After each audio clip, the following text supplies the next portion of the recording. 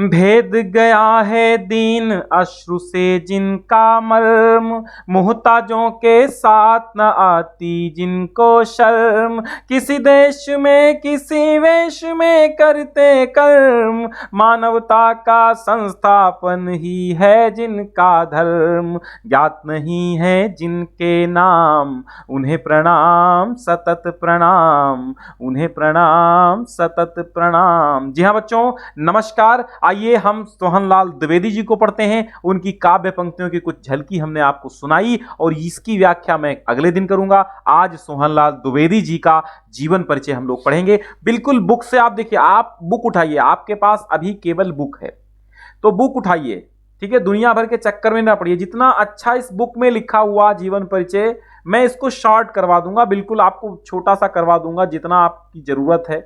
बहुत ज़्यादा दिक्कत करने की कोई आवश्यकता नहीं है। जितना आपको लिखने की आवश्यकता है मैं उतना बता दूंगा, उतना हाईलाइट कर दूंगा, बस उतना ही आप लिखना। तो सबसे पहले सोहनलाल द्विवेदी जी का जीवन परिचय हेडिंग डालिएगा।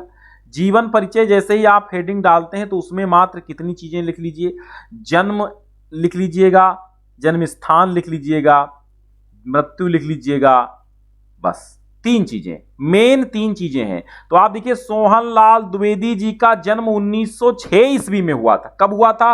1906 में, 1906 में हुआ था। और कहां हुआ था? फतेहपुर जिले के बिंदकी नामक कस्बे में हुआ था। कहां हुआ था? फतेहपुर जिले के बिंदकी नामक कस्बे में हुआ था। ठीक है, तो आप सबसे पहले देखो, जन्म आपको पता चल गया 1906 में।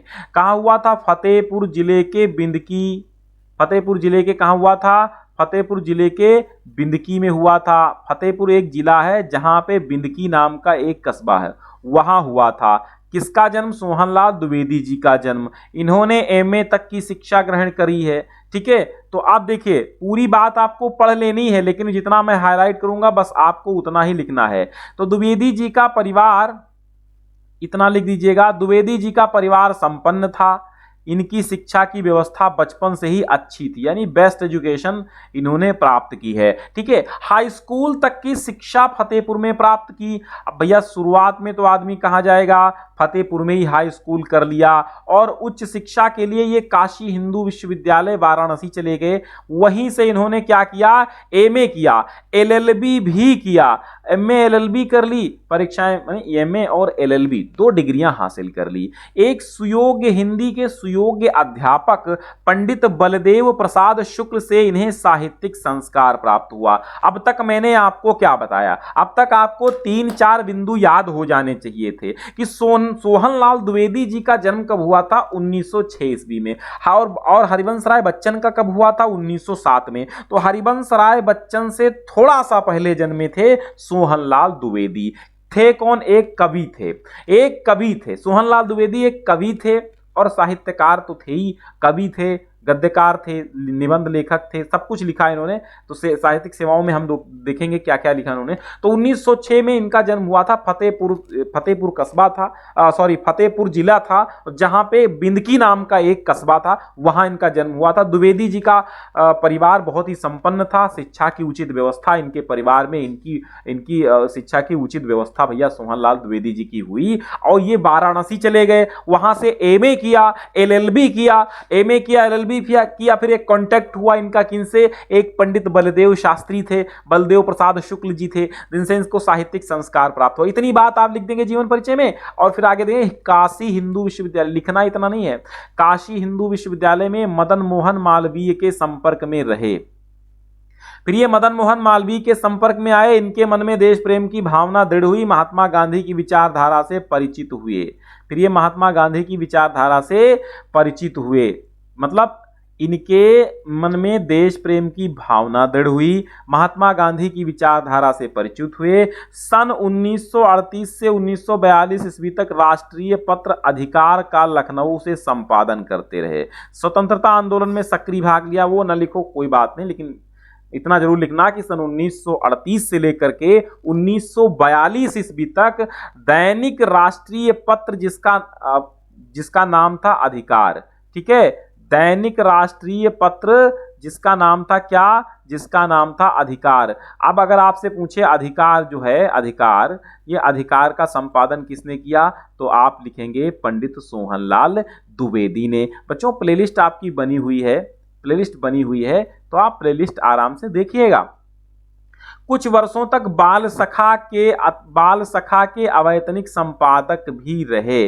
अब ये बाल सखा क्या है, बाल सखा एक पत्रिका है। तो अब तक आपने क्या जाना कि अधिकार और बाल सखा दो पत्रिकाओं का इन्होंने संपादन किया। मैं अभी आपको सब समझाऊंगा, बिल्कुल समझ में आ जाएगा। यानी शॉर्ट इसको मैं फिर से बता दूंगा, इसमें भी शॉर्ट हो जाएगा, शॉर्ट में भी शॉर्ट करवा दूंगा, जितना लिखना है आपको उतना बता दूंगा। ठीक है, फिलहाल अभी पहले समझिए। तो अवैतनिक संपादक का मतलब होता है जिन्होंने वेतन नहीं लिया और संपादन कार्य किया। स्वतंत्रता के बाद गांधीवाद की मशाल जलाए रखने वाले इस कवि योद्धा का इनका निधन 29 फरवरी 1988 ईस्वी को हो गया। कब हुआ, 29 फरवरी सन 1988। अब ये देखिए 1988 यानी 6 में कितने, 82 साल, ये 82 साल जीवित रहे। कितना, 82 साल जीवित रहे थे सोहनलाल द्विवेदी। अब इनकी हेडिंग डालिएगा आप साहित्यिक सेवाएं, इनकी साहित्यिक सेवाएं हेडिंग डालिएगा। फिर लिखिएगा, और कुछ इसमें मत लिखिएगा, साहित्यिक सेवाओं में बस कुछ नहीं लिखिएगा। साहित्यिक सेवाओं में इन्होंने, आप लिखिएगा इन्होंने अनेक रचनाएं की।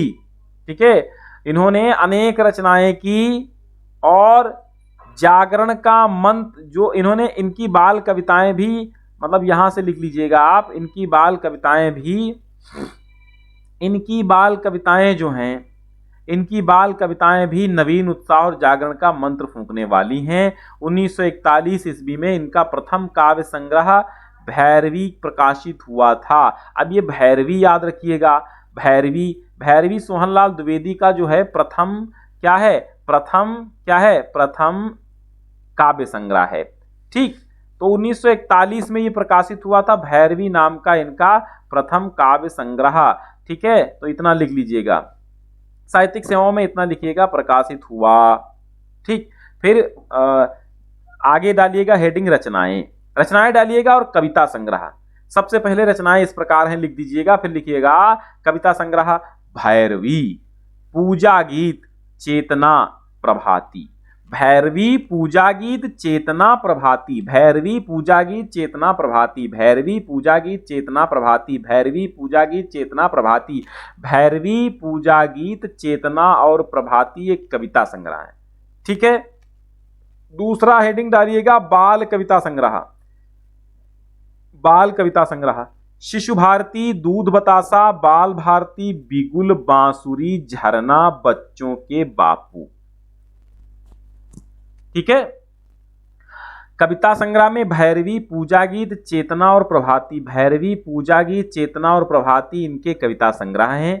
बाल कविता संग्रह में शिशु भारती, दूध बतासा भैया खाए, शिशु भारती पढ़ने जाए, बाल भारती पढ़ के आए, बिगुल बजाए बांसुरी बजाए, झरना में और जाए, बच्चों के बापू ले जाए। आराम से पढ़िएगा, शिशु भारती, दूध बतासा, बाल भारती, शिशु भारती, बाल भारती, दूध बतासा, बिगुल बांसुरी, झरना, बच्चों के बापू।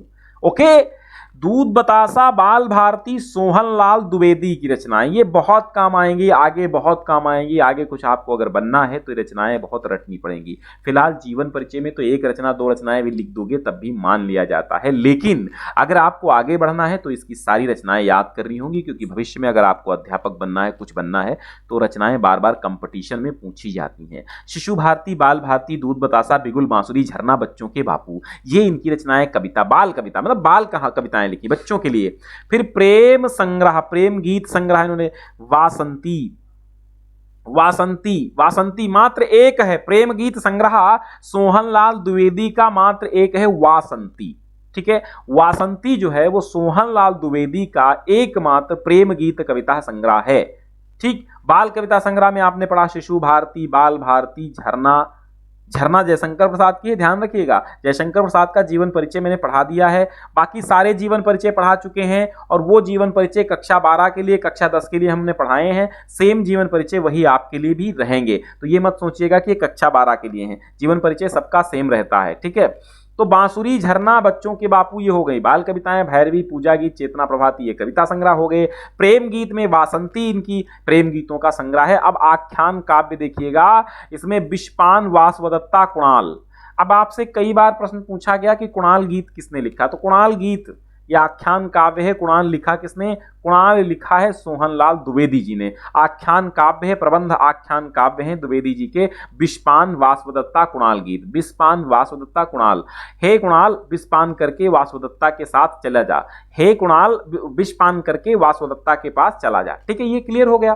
तो अब फिर से एक बार रचनाएं देखिएगा कि कविता संग्रह में भैरवी, पूजा गीत, चेतना प्रभाती हो गया। बाल कविता संग्रह में शिशु भारती, बाल भारती, दूध बतासा, बिगुल बांसुरी, झरना और बच्चों के बापू।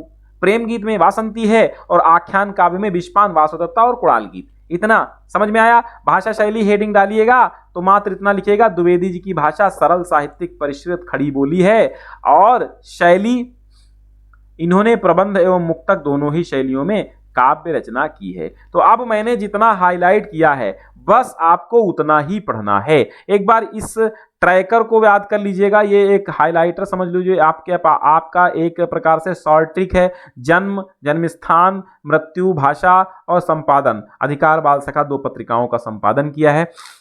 तो सोहनलाल द्विवेदी जी का बस कुछ खास नहीं, मैंने जितना हाईलाइट किया है लिखिएगा कि सोहनलाल द्विवेदी जी का जन्म सन 1906 ईस्वी में फतेहपुर के बिंदकी नामक कस्बे में हुआ था। इनके माता पिता का नाम यहाँ पर है नहीं, तो आप लिखिएगा द्विवेदी जी का परिवार बड़ा संपन्न था। इन्हें पढ़ाई करने के लिए इनको कहाँ भेजा गया? पढ़ाई करने के लिए भैया वाराणसी चले गए, वहाँ से एमए किया, फिर क्या किया? एलएलबी किया और एक अध्यापक पंडित बलदेव प्रसाद शुक्ल से साहित्यिक संस्कार प्राप्त हो गए, साहित्यिक सेवाएं उनसे ही सीखी। इसके बाद मदन मोहन मालवीय के संपर्क में आए, गांधी जी की विचारधारा से प्रभावित हुए, देश प्रेम की भावना जागृत हुई, आंदोलन में भाग लेने लगे। 1938 से 1942 ईस्वी तक दैनिक राष्ट्रीय पत्र अधिकार का संपादन किया जो कि लखनऊ में छपता था और बाल सखा एक के अवैतनिक संपादक भी रहे। निधन 29 फरवरी सन 1988 ईस्वी को उनका निधन हो गया। साहित्यिक सेवाओं में इनकी बाल कविताएं भी नवीन उत्साह और जागरण का मंत्र फूंकने वाली हैं। 1941 ईस्वी में इनका प्रथम काव्य संग्रह भैरवी प्रकाशित हुआ था।